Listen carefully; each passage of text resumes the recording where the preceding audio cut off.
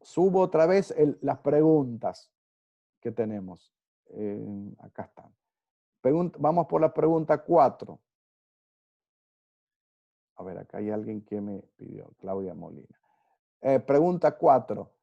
Bueno, la intelectual saben bien que es la crítica hacia los escritos cristianos, o podría ser que eran de los griegos, o podrían ser críticas a los cultos cristianos, que está relacionada con la popular. Y la imperial es la propiamente dicha, surgida con Nerón y terminada con Diocleciano.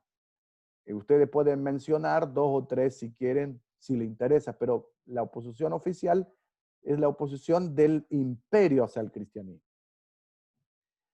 Acá hay otra pregunta que ustedes ya la cuarta no van a tener problemas. La otra pregunta también es una pregunta, no tiene trampas, pero sí es una pregunta pedagógica. En Palestina, en Judea romana, era una región políglota. Esto le va a ayudar muchísimo a ustedes en el estudio del tiempo Jesús. Distinguir en qué idiomas podían ser utilizados por Jesús. Es muy interesante. Acá, eso capaz lo pasamos por alto, pero ese examen es para repasarlo. El latín era idioma imperial. El imperio quería que todo lado, estaba entrando el imperio hacia Judea. Quería que en todo lado figurara el latín, pero el que hablaba latín era solamente los soldados romanos, la gente del imperio. Muy pocos hablaban latín en el ambiente que Jesús vivió. Por ahí en Galilea menos todavía. Pero sí estaban asociados. La cruz de Cristo tiene todos los carteles, ¿para qué? Para demostrar todo lo que hablaban cada uno de los idiomas. El hebreo era hablado por los altos religiosos judíos, fariseos, saduceos y todos los que investigaban la Torá o estaban en la cuestión del templo o los rituales. Cuando Jesús discutía desde niño con los grandes maestros de la ley, seguramente habrá discutido en hebreo, porque su casa son descendientes de judíos. Entonces habrá habido hebreo era un nivel más alto. Hoy no hay equivalencias, más que nada, porque para nosotros la equivalencia es griego, el inglés. Pero en casa, las familias hebreas, en Galilea o en Nazaret o en Belén, el idioma era arameo. El idioma de Jesús y los discípulos, gran parte seguramente era arameo. Y hay algunas citas de Jesús en la Biblia cuando él habla en arameo. Para nosotros nos suena medio rara un poco, pero por ejemplo, cuando dice Talita Kumi en el caso de la sanidad o la resurrección de la niña, en Marcos 5:41, Corbán, Eloi, Eloi lama sabachthani, es arameo. Entonces es un idioma incluido, o a veces le llamaban al maestro no rabí, sino raboni, cuando él era atendido por Marta y María. Las dos querían atenderlo bien a Jesús. Le decían, oh, raboni, come. Entonces, ahí se utilizaba, ese era un lenguaje mucho más entre casa. Y el griego era el idioma, el inglés del momento.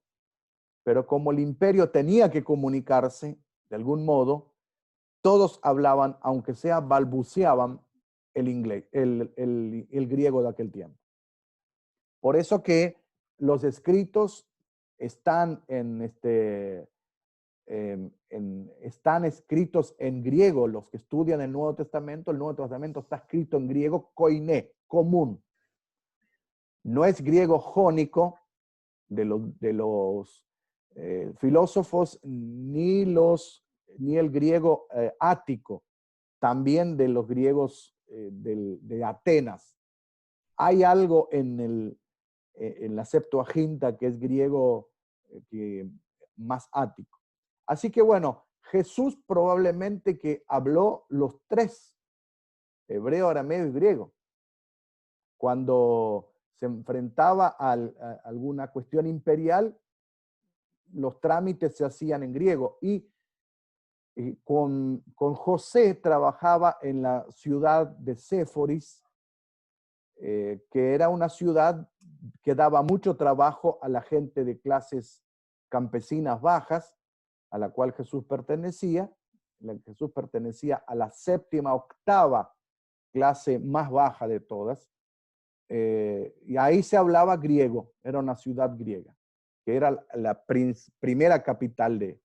Así que bueno, seguramente los tres idiomas, exceptuando el latín, nunca encontré nada si Jesús habló o latín, pero seguramente sabía que existía el latín. En la cruz podemos mencionar el latín. Así que cada uno de esos idiomas en Palestina se hablaba ese idioma y Jesús se valió de esas. El Nuevo Testamento está escrito en griego, está traducido en griego. Alguna que otra palabra podía estar repetida en arameo o utilizada del griego. El griego tiene ciertas ventajas y ciertas desventajas. El griego lo que hace compacta toda idea. El caso de Getsemaní, nosotros decimos Getsemaní y ya está. Pero ahí hay un montón de sentidos importantes. Getsemane es el lugar del aceite, el lugar del óleo, el lugar de la prensa. Bueno, todas esas cosas tienen que ver, cada palabra es un mundo. Así que bueno, le puse... Profesor, Sí. sí, disculpe. Ahí donde dice latín, por ejemplo, cuando el endemoniado gadareno le dice somos legión, ¿puede referirse a eso? ¿Podemos utilizar ese ejemplo? Puede ser, porque la palabra legión es una palabra latina. Latina. Sí. Y los pobladores, qué interesante es eso. Los pobladores de Gadara, hoy hay un lugar que se llama Gadar y tiene un nombre, una declinación, que está en Jordania, está cerca, pegado a Israel. Y ahí donde criaban los cerdos. Se dice, esto me contó de fuentes muy primarias y muy buenas, se dice que esta región hoy es la zona donde viven los brujos más altos de Jordania. Así que bueno, los cerdos que se fueron al peñasco por ahí son de esta región. Entonces fíjense cómo se relaciona la historia con todo. Y hasta hoy en día tiene influencia. Lo mismo. Una pregunta, ya que se tocó el tema. ¿Para qué criaban esos cerdos? ¿Quién los criaba? Eran gente que no era judía, eran gente gentil. Los judíos no usaban eso. Y la comida era muy... en esa zona hoy no hay cerdos, porque los musulmanes no lo comen ni por nada. Y la región no ayuda para criar cerdos. No sé por qué criaban cerdos, pero el tema de la demonología no hace falta ser muy cristiano. Si ustedes caminan por cualquier religión del mundo, saben de demonios. Entonces, los mismos musulmanes hoy la tienen discriminada esa zona, como una zona pagana para ellos también. Fíjense el alcance que tiene eso. Bueno, puse este tema porque le va a servir como un análisis pedagógico. No hay preguntas acá, ¿no? Sobre este examen, sobre este punto 5. Si no me escriben en el Moodle que yo le voy a responder. 6. de todas las prácticas del cristianismo primitivo, ¿cuáles fueron las principales? Nosotros tocamos muchas, entre ellas terminamos con los días y los símbolos cristianos. Pero la principal, la número uno, era el bautismo, era la puerta por donde entraba el cristianismo. Por eso el símbolo del pescadito, de Tertuliano, todo tiene que ver con el bautismo. Y todo el bautismo que le expliqué de cómo eran las prácticas primitivas. ¿Sí? Segundo, era la cena del Señor, porque era de en torno de esto se daba la reunión. Y la tercera era la predicación. Los cristianos no vivían sin predicar. Después había otra más, las prácticas de ayuda social de los necesitados, las prácticas de la oración, las prácticas de los días feriados para los cristianos, etcétera, etcétera. Estos eran secundarios para ellos. Los funerales también eran prácticas, pero las tres principales eran las que les dije. Bueno, acá les doy un trabajito pequeño para que ustedes también puedan chequear con algún diccionario o pueden googlear o quizás pueden encontrar material de la misma clase que hemos hablado. ¿Cuál de los padres de la iglesia? Uno debe tener un padre. Como cada uno tiene un monje adentro del corazón y cada uno tiene un pentecostal adentro de su corazón, como cada uno tiene un hermano libre, un bautista dentro de su corazón, seguramente, o un reformador en su corazón, seguramente hay un padre de la iglesia. El padre de la iglesia no es el discípulo de Jesús, no es el grupo. Esos se llaman padres apostólicos. Estos son padres de la iglesia. Y los padres de la iglesia nos ayudan muchísimo en ¿qué? En entender nuestro cristianismo y entender las primeras prácticas. Eran los primeros teólogos. Para mí, el más que me llama la atención es muy controversial, pero me llama mucho la atención Tertuliano. Por la forma que es, etc. Orígenes es uno de los primeros teólogos. Clemente de Roma es interesante por su entrega al cristianismo y a Cristo, seguidor, uno de los primeros mártires. Policarpo también, discípulo de Juan. Ambrosio de Milán, que dejó mucho escrito. Eusebio Cesarea, ustedes pueden quererlo o pueden odiarlo por la cantidad de cosas que yo le dije. Agustín de Hipona, que casi toda la teología nuestra proviene de él, y Jerónimo de Belém. Es uno de los primeros en traducir una parte al latín del griego, el Nuevo Testamento. Ustedes eligen uno, googleen, busquen y pongan 2, 3 ideas de los que más les llama la atención. ¿Por qué lo pongo un padre de la iglesia para ustedes? Porque para que ustedes se familiaricen y que tengan como ideas más que nada, ¿no? A ver, seguimos. ¿Alguna pregunta por acá? A ver si seguimos un poquito más. El emperador Constantino, ¿por qué es considerado como un punto de inflexión para el cristianismo en toda su historia? Acá ustedes se pueden despachar y poner lo que a ustedes les gustan.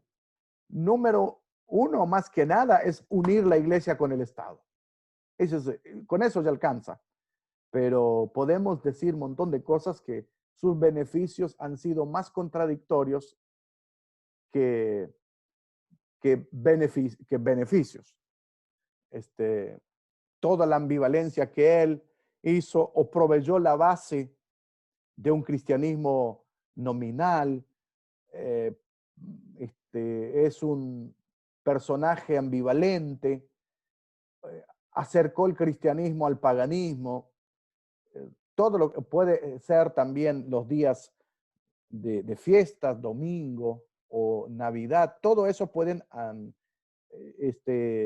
acercarlo al emperador. No hace falta que escriban mucho, escriban una o dos de esas cosas que yo los mencioné, que hay mucho para compartir.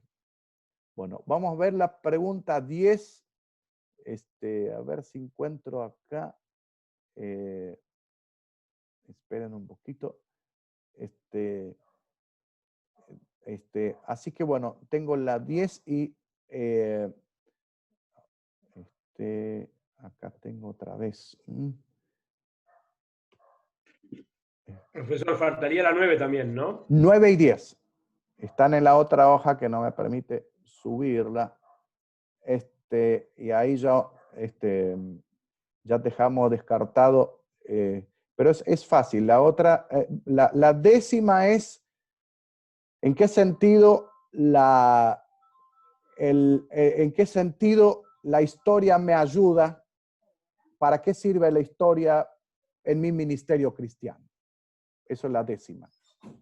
Y la otra, la novena, también es una continuación de Constantino, que tiene que ver con algunas prácticas que mejoró y en qué sentido el cristianismo mejoró y en qué sentido le dio un punto negativo, nada más, no es fuerte. Pero la última es bien personal. Ustedes dicen, ¿para qué les sirve? ¿En qué parte del ministerio les sirve? Un ejemplo, si ustedes trabajan en ministerio de adoración, ustedes dirán, ¿para qué me sirve el ministerio de adoración? Bueno, con más razón pueden ver cómo era la adoración primitiva, cómo era la oración, cómo eran los cánticos cristianos. El caso, yo no les mencioné, porque no lo pusimos el cristianismo en Siria que estuvimos viendo. Ahí yo no agregué nada en esto. Pero por primera vez hay cánticos cristianos puros, sin tocar al judaísmo. Bardesán es el primer poeta, el primer compositor de himnos, el primer Nuevo Testamento fuera de la influencia hebrea. Bueno, todo eso es muy interesante para mi ministerio. Pastoralmente también, si yo leo a esos hombres grandes, uno de los hombres más importantes que yo les recomendaría para leer a ustedes es Crisóstomo de Samos. Crisóstomo de Samos es un hombre que no es que creía mucho en los dones del Espíritu Santo, pero es un hombre lleno de dones. Es impresionante. Y es el primer predicador que recuerda la historia como un predicador de los nuestros. Le llamaban boca de oro. Porque predicaba muy bien. Los predicadores anteriores, eran predicadores más tipo rabinos o rabí, porque el rabinato empieza después de la destrucción de Jerusalén. Pero Raboni estaban ahí en ese tiempo. Entonces, esos son puntos muy interesantes. El modelo de iglesia. ¿Vieron los 3 mundos? 3 modelos de iglesias distintos. Ahora, de aquí en más, con esa materia, ustedes ya no van a pelearse con los pastores de que tu modelo de iglesia no es bíblico, o los presbiterianos no son bíblicos, o la iglesia episcopal no es bíblica, o los bautistas no son bíblicos. Cada uno tiene sus razones suficientes. Pero sabiendo historia, seguramente vamos a dejar de pelear. Y dejamos que el otro haga lo que el Señor le puso en su camino, ¿no es cierto? Bueno, cualquier pregunta pueden anotarme y mandarme por mail. Ustedes tienen hasta el día 29 para subir ese examen. 29 incluyendo hasta la medianoche que va a dar abierto. Una vez que suben. Yo voy a estar revisando el canal de diálogo que tenemos por Moodle todos los días o día por medio, por las dudas si aparece alguna pregunta de ustedes. Ustedes saben subir ahí. Mayoría de ustedes me están comunicando, no pude subir hoy, profesor, cuando nos vemos, etcétera. Por ahí yo voy a estar subiendo día por medio para ver si ustedes no están trabándose en el examen. Bien, ¿alguna pregunta? Igual estoy grabando, van a estar subidos instrucción, examen 1, instrucción examen 2. Así que no van a tener problemas. ¿tá? Y van a hacer un buen examen. ¿Alguna pregunta? Con respecto a los que llegaron quizás después, súper claro, bien, gracias. Los que llegaron recién, por último, preparen un tema de un reformador que van a presentarlo en el examen final oral. Van a subir un pequeño papel. Yo le voy a poner espacio, no le voy a dar una hoja ni nada, solamente espacio. Ustedes, con la hoja de ustedes, suben al espacio. ¿Por qué? Porque yo no sé qué van a escribir. Bueno, van a poner Calvino y escribo lo que me interesa. No hagan muy largo. 2 hojitas, no más. Tipo bosquejo, así. Yo no voy a corregir punto y coma, esas cosas, porque no me compete. Salvo caso si no entiendo, ahí sí. Pero no hagan. ¿Para qué sirve esto? ¿Para hacerle sufrir? No. Lo hago eso porque yo necesito para que el Ministerio de Educación o que cuando vea hay 2 parciales ahí. Y bueno, el final es el segundo parcial ampliado, dialogado. No tengan miedo del final. El final es un acto, es un acto pedagógico. El otro parcial en el campus de actividad integradora, ¿para cuándo entregamos? Yo voy a poner con fecha abierta. Entreguen antes del final, nada más. Antes del final. Si ustedes se anoten, no sé si va a ser el día 10 o el día cuánto de julio, para esas fechas, el tope. O sea, yo le voy a dejar con fecha abierta, así que no tienen problema para seguir adelante, ¿no? Igual, en la clase que viene, creo que tenemos 2 clases todavía, que quiero hacer un repaso grande, si ustedes me aguantan. Martes a las 19 horas. Vamos a afinar un poquito cómo vamos a hacer los orales. Si vamos a estar juntos todos, si van a entrar por tiempo, no sé cómo vamos a hacer. Todavía no pregunté a la gente de secretaría cómo ellos quieren que hagamos. Por ahí podemos entrar 4 o todos juntos y escuchamos a todos. No sería nada malo eso. ¿Se animan o no? ¿O es medio coercitivo? A ver, no. Bueno, no, sería muy bueno porque podríamos aprender de todos. No, yo respetaría mucho sus privacidades y también por su conocimiento. No se preocupen que es una charla más que un examen. Es un acto pedagógico donde aprendemos. Así que nos damos ánimos. Y claro, puede traer la hinchada, es constructivo. Estamos todos juntos, no estoy solo. Soy testigo si el profesor me trata bien. Por ahí el profesor me trata bien y me filman en la cámara y bueno, después dice, mira lo que el profesor pidió. No era eso. Mi nota valía más. Hinchada internacional. Vamos a hinchar para Chile, vamos a hinchar para los de España. Está buena la idea, ¿les parece o no? Hacemos o le dejo vamos a hacer lo siguiente. Déjenme pensar cómo me piden. Y si ustedes en la clase que viene resuelven, piensan, oran al Señor, preguntan a la almohada si le gustan, hacemos. Igual es muy corto cada uno, no hay mucho tiempo. Seguramente que voy a estar con si me prestan el Zoom indefinido de la institución, vamos a estar con más horas. No sé, porque hay 1 o 2 solamente. Por ahí vamos a tener que pelear con los... Bueno, a ver, el problema es cómo se iría rindiendo, quién iría primero. Bueno, eso depende, ese es voluntario. Eso es voluntario. Yo voy a tener una fichita acá. Ya voy a tener la nota de ustedes del primer parcial, la nota de concepto. Bueno, depende de la cara de cada uno. No tanto. Yo evalúo, no califico. A mí soy malo evaluando porque no sé poner nota baja. Entonces,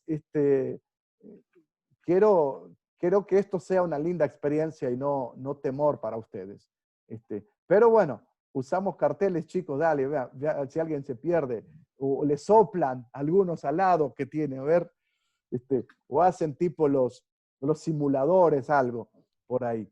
Bueno, la pregunta 9, sí, es una continuación. Yo le estoy debiendo la pregunta 9, porque no puedo subir acá. Esperen, si ustedes me esperan un cachito, yo voy a ver si consigo la pregunta 9 y le digo, ya. Evaluación.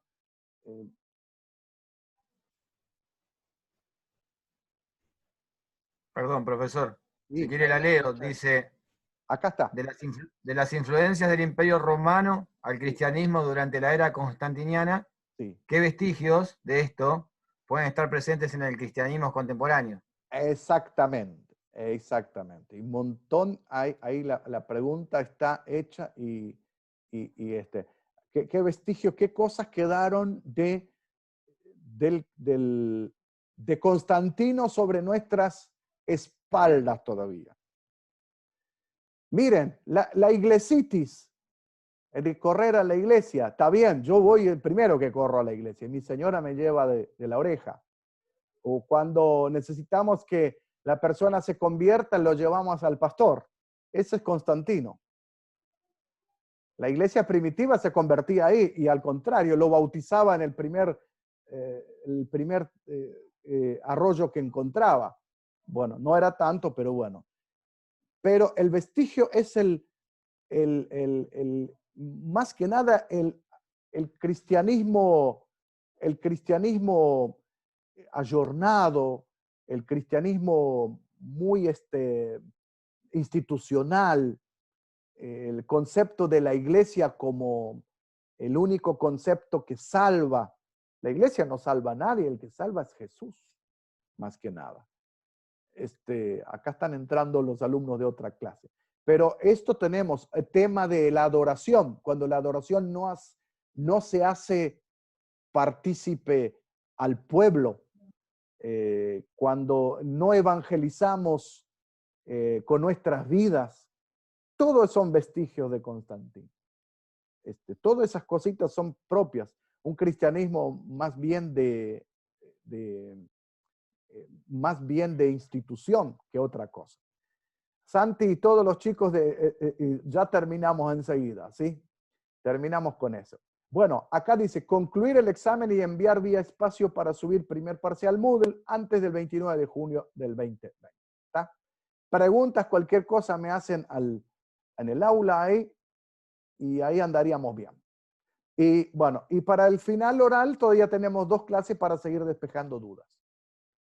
Y hacen el examen durante toda la semana y el martes que viene, hasta el 29 tienen por ahí podemos despejar las dudas la clase que viene también. ¿Está? Mejor que eso, imposible. Creo que tienen que sacarse un 10 todos. Imposible. Muchas gracias, profe. ¿Está? Bueno. Bueno. ¿Alguna pregunta más? Si lo tienen. Y si no... Gracias, profesor. Gracias. Bueno, perfecto. Nos vemos semana que viene con el cristianismo en la India y Etiopía y cómo funcionó este asunto en la Edad Media. Y en la otra clase un pantallazo de la reforma del siglo XVI, que ya hoy me adelanté un poquito para que ustedes puedan saber. Bueno, el agradecido soy yo y que el Señor les bendiga mucho. Cuídense y nos vemos el martes que viene. Misma hora, 19. Chao. Chao, gracias. Gracias, profesor. Bendiciones. Gracias. Chao. Chao, chao. Acuérdese de grabar el pedacito este. Sí, ya está grabado, está subido.